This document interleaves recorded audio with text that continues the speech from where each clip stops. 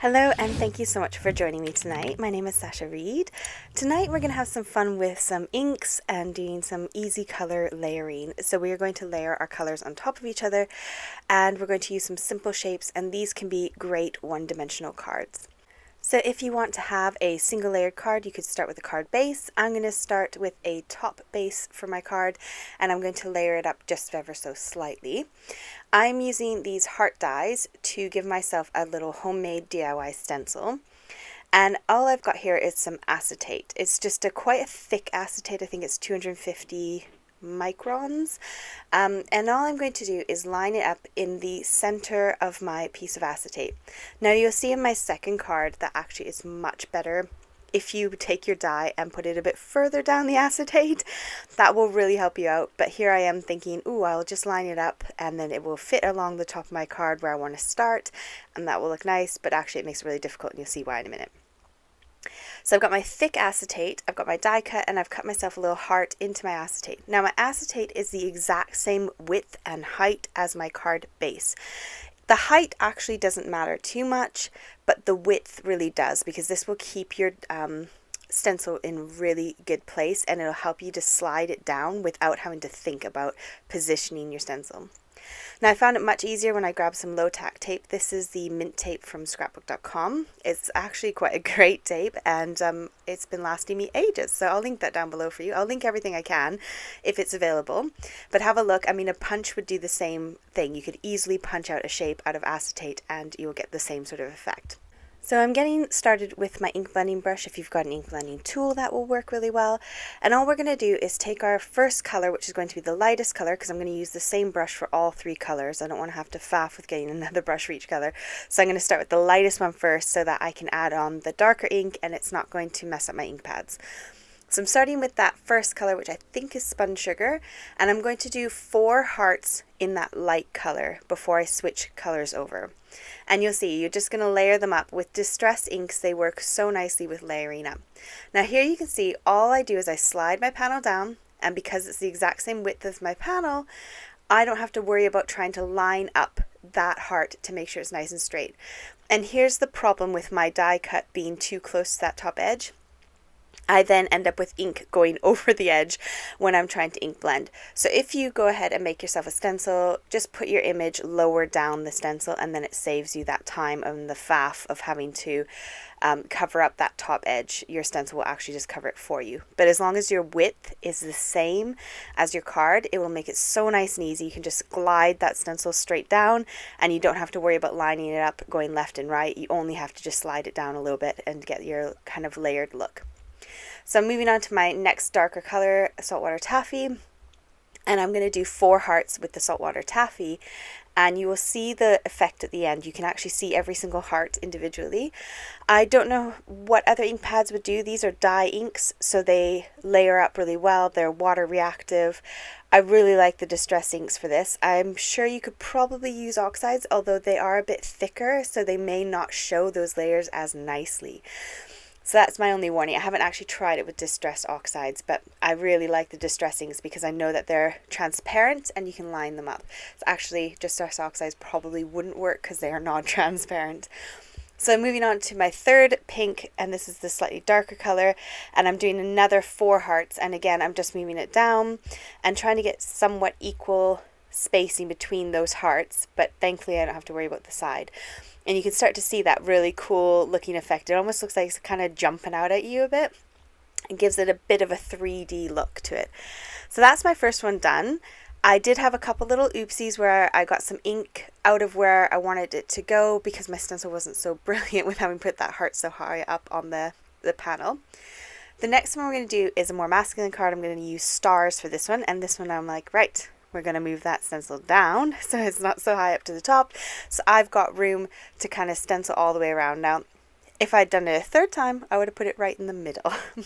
But it doesn't matter. Whatever you've got, whatever you've done, you can work with it. You just use a bit of masking tape if you've not lined it up too great. And your ink is going to go outside of those lines. Now with the star, because there's so many more sides to it, I found it didn't want to cut through my really thick acetate all that well.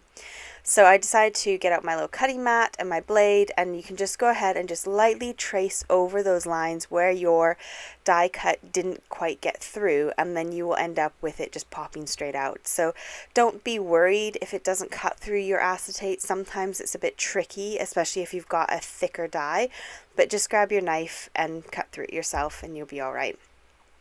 I did nick one of the edges slightly, getting a little bit too rushed and over ambitious with my cutting with my blade, so you do see the stencil leak a tiny bit, but I'm not bothered. I still really like it. I really enjoy these cards a lot.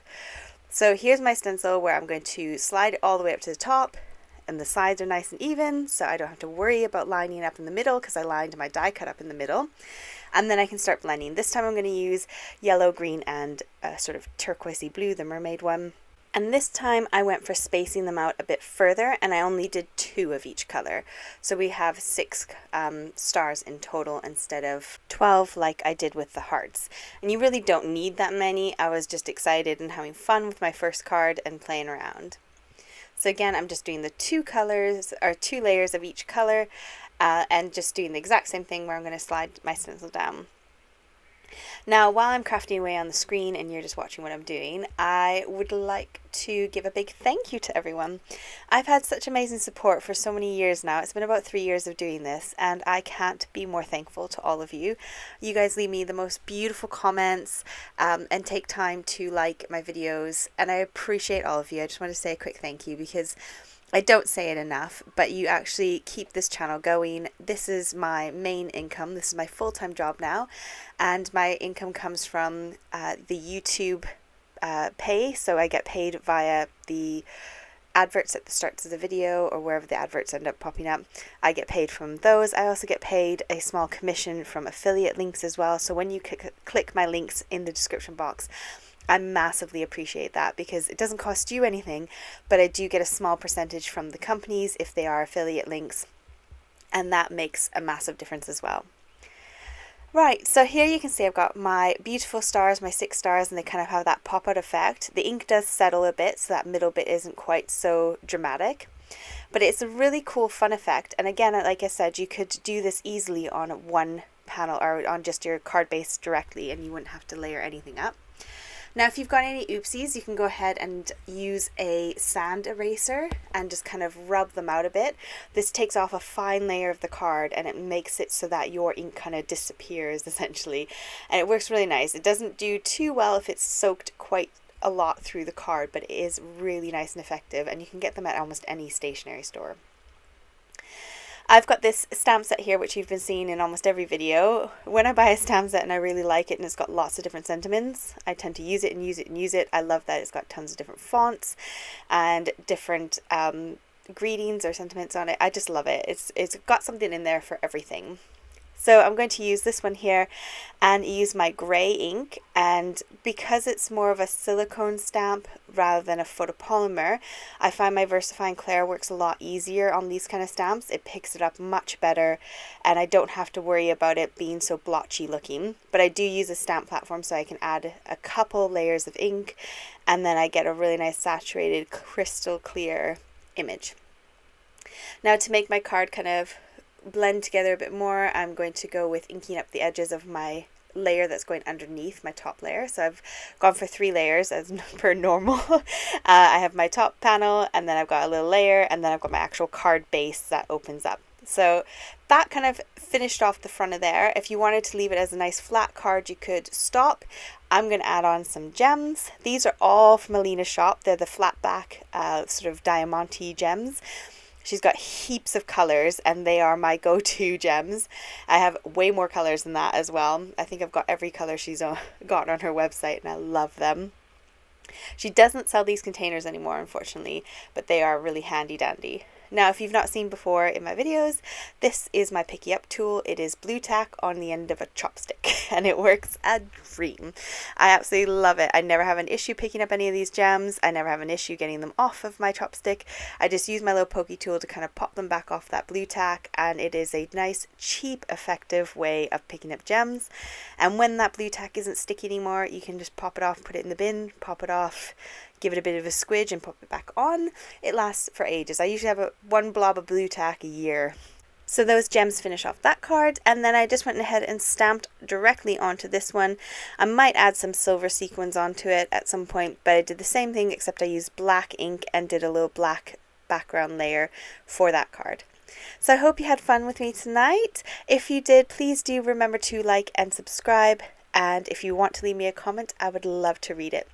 Take care, have a fantastic week. See you on Saturday night for Saturday Night Crafting. Bye!